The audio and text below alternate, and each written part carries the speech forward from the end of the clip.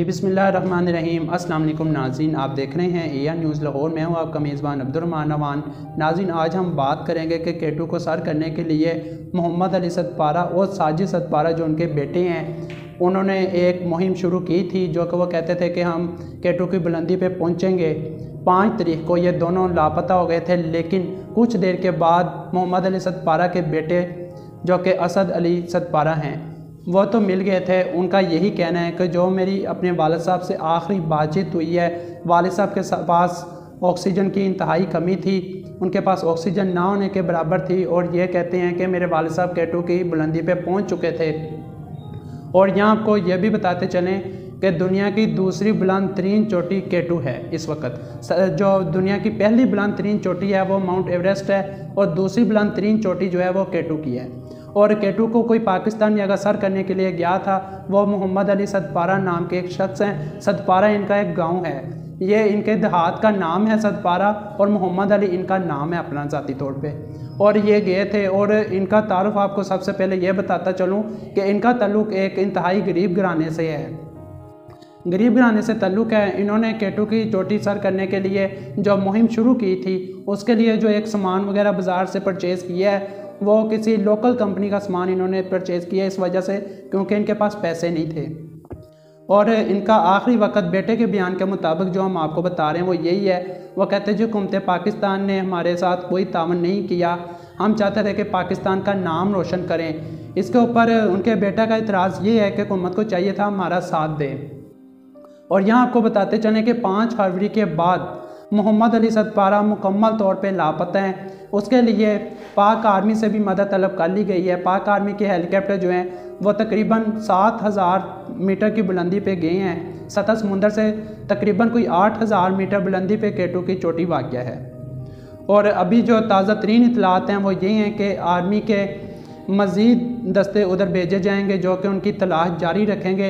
इससे पहले जो अब पाक आर्मी का हेलीकॉप्टर वहाँ पे गया था, उनकी तलाश जारी थी, तो जो सर्च करने वाली टीमें थीं उनको भी मौसमी बहुत ज़्यादा मुश्किलात पेश आई हैं। और उधर का टेम्परेचर इस वक्त महकमा मौसमियात के मुताबिक तकरीबन -40 या 50 के करीब बताया जा रहा है।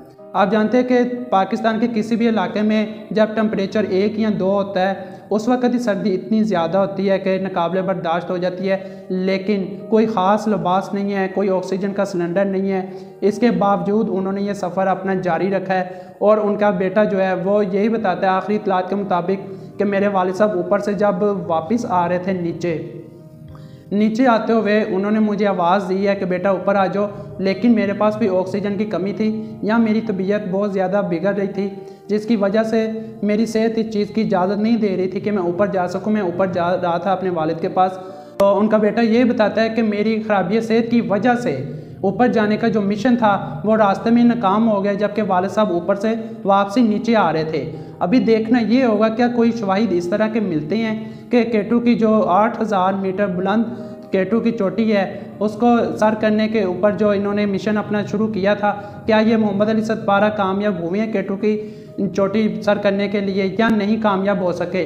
नाज़रीन, 8611 मीटर सतह समुंदर से ये ऊंचाई है केटू की। देखना ये है कि क्या आर्मी एविएशन जो ऑपरेशन इस वक्त कर रही है उनको कोई इस तरह के शवाहिद मिले हैं कि नहीं मिले, क्योंकि ये उस वक्त ही मुमकिन है, यकीन से कहा जा सकता है कि उन्होंने केटू की चोटी जो है सर कर ली है या नहीं की, जब आर्मी इस चीज़ की तस्दीक कर दे या रेस्क्यू टीमें जितनी भी उधर इस वक्त उनकी तलाश में जा रही हैं। इसके अलावा आर्मी को यह भी रिक्वेस्ट की गई है इंतज़ामिया की तरफ से कि वो C-130 तैयारा जो है उसकी मदद से इनको तलाश किया जाए, और अल्लाह बेहतर फरमाए इनके लिए। अल्लाह करे कोई ये मौज़ा हो जाए, क्योंकि कभी भी कोई मौज़ा भी हो सकता है। अल्लाह ताला हर चीज़ पे कादिर है बेशक, लेकिन अगर देखा जाए साइंसदानों के मुताबिक या डॉक्टरों के मुताबिक वो ये कह रहे हैं कि अब इनका बचना, इनकी ज़िंदगी जो है हमें नहीं मुमकिन दिखाई दे रहा कि ये बच के वापस आ सकते हैं, क्योंकि कोई भी इंसान जब 40 से 50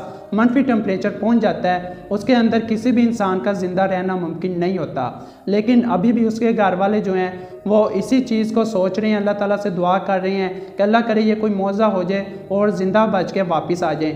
अगर नाज़रीन ये केटू की चोटी जो है सर करने में कामयाब हो जाते हैं तो ये पाकिस्तानी ना सिर्फ अपने पाकिस्तान में बल्कि पूरी दुनिया में अपने ख़ानदान का और पूरे पाकिस्तान का नाम रोशन करने में कामयाब हो जाएगा। अल्लाह ताला से यही दुआ है कि जिस हाल में भी हो अल्लाह ताला अपने हिफ्ज़ व ईमान में रखे। काबिल फ़ख्र बात पाकिस्तानियों के लिए ये है कि दुनिया की कोई पहली शख्सियत है, मोहम्मद अली सदपारा दुनिया की पहली शख्सियत है जिन्होंने ये अज़म किया था मौसम सरमा के अंदर केटू की बुलंद तरीन सतह पे जाके केटू की चोटी को सर करने का जो एजाज़ है, जो इन्हीं के सर जाने का बहुत ज़्यादा इम्कान ज़ाहिर किया जा रहा है। और ये दुनिया की पहली ऐसी शख्सियत होगी जो कि ये सेहरा पाकिस्तान के नाम करने में कामयाब हो सकती है। इसी के साथ नाज़रीन मुझे दीजिए इजाज़त। अल्लाह हाफिज़।